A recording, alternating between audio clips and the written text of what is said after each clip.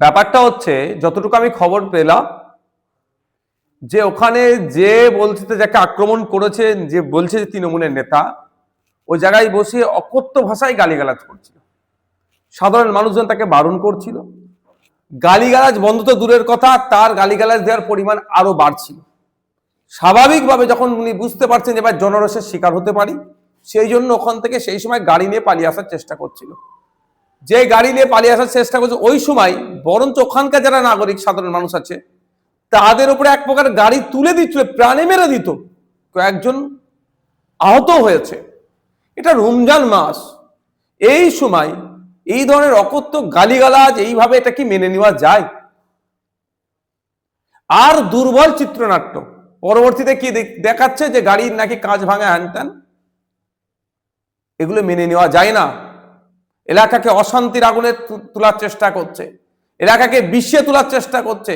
এই শওকত মোল্লা সাহেবের কথা শুনে মনে হয় এই এলাকাকে উত্তপ্ত করার চেষ্টা করছে। আর যেখানে হচ্ছে এই পবিত্র রমজান মাসে মানুষ তখন কেউ তারাবির মুখী হচ্ছে, কেউ ইফতার করে বাজারমুখী হয়েছে, সেই সময় এই অশান্তি পাকিয়ে তুলছে। আমি প্রশাসনকে বলবো নিরপেক্ষতা বজায় রেখে তদন্ত হোক, এই কর্মকাণ্ড কোনোভাবে বরদাস্ত করা যাবে না। শওকত মোল্লা তিনি বলছে দুষ্কৃতী হামলা চালাচ্ছে, আইএসএফ এর মদতে আইএসএফ এর কর্মীরা এটা করেছে। দেখুন, আইএসএফ এর কর্মী এই ধরনের নোংরামির সাথে যুক্ত ছিল না, থাকবেও না। আমরা বারবার মার খেয়েছি, আমরা হজম করেছি, আমরা বারবার একটা কথাই বলেছি, আমরা সমাজ ব্যবস্থা পরিবর্তনের জন্য রাজনীতিতে এসেছি। ক্ষমতা দখল আমাদের মুখ্য উদ্দেশ্য নয়, সেই জন্য আমরা এগুলোকে ইগনোর করেছি। আমরা এতবার মার খেয়েছি, এতবার জেল কেটেছি, একটা প্রমাণ দিতে পারবে যে আমাদের ছেলে মেরেছে ওখানে? একটা প্রমাণ দিক।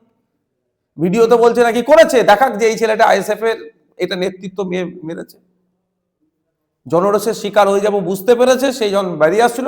বরঞ্চ বেরিয়ে আসার সময় তার গাড়ির ধাক্কাতে বেশ কয়েকজন আহত হয়েছে, গুরুতর আহত হয়েছে। এর জবাব কিন্তু প্রশাসনের মাধ্যমে আমরা নেব। শওকত মোল্লা বলছে যে আইএসএফ এর পা থেকে মাটি সরে যাচ্ছে, যার ফলে আমাদের নেতা খায়রুল ইসলামকে আক্রমণ করছে কোনোভাবে।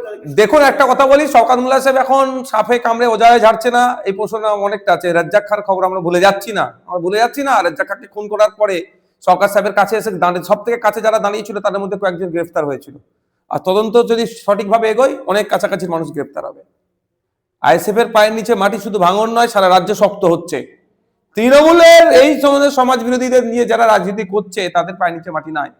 ক্যানিং পূর্ব, ক্যানিং পশ্চিম, গোসাবা, বাসন্তী, হাড়ুয়া, মিনাকা, রাজারহাট, নিউ টাউন অত্র এলাকা থেকে লোক নিয়ে এসেও ঘটপুকুর এই চত্বর এলাকায় যে মিছিল করেছিল ভরাতে পারেনি। কাদের পায়ের নিচে মাটি নেই সেটা বাংলার মানুষ জানে।